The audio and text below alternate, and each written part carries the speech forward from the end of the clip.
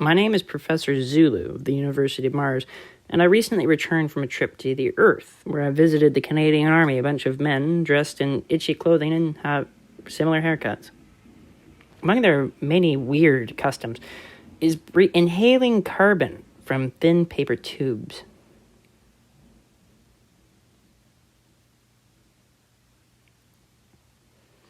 A pastime for them is manipulating animal hair with two long spikes to create feet and hand coverings known as socks and gloves.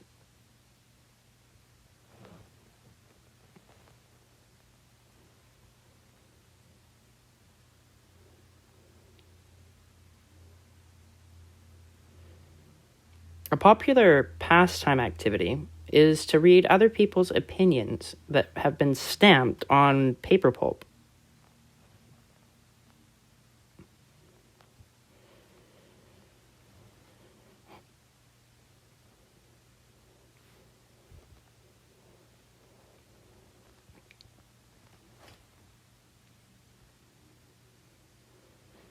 Their diets revolve around metal cylinders with unspeakable things inside of them.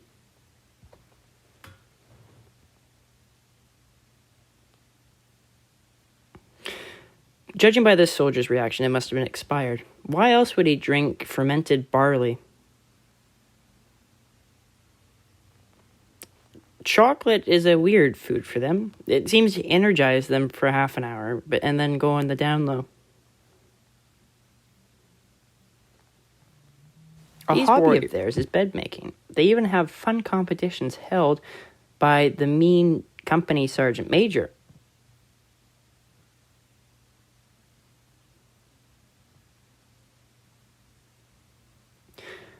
I think these men have too much time on their hands. Immediately after they iron their clothing, they immediately put it on again and continue with field service. Their people must worship the sun god because they constantly try to get their boots to reflect off the sun.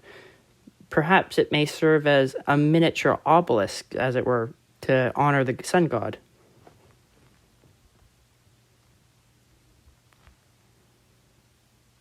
These warriors have an obsession with face hair. In the mornings, they have a ritual to remove it.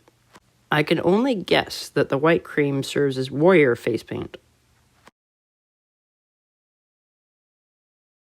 This custom is known as drill, where the sergeant major screams out short bursts and the soldier immediately reacts to the word of command with timely and precision-based movements.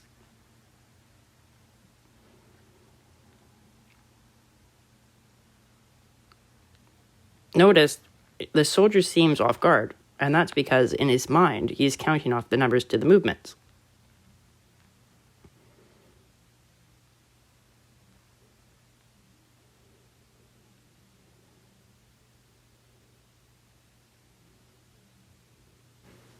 The warrior's weapons are very much like the warrior themselves.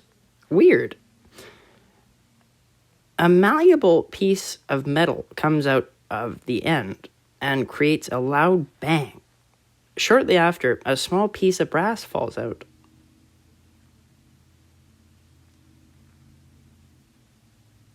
Their society has two groups, officers and NCOs.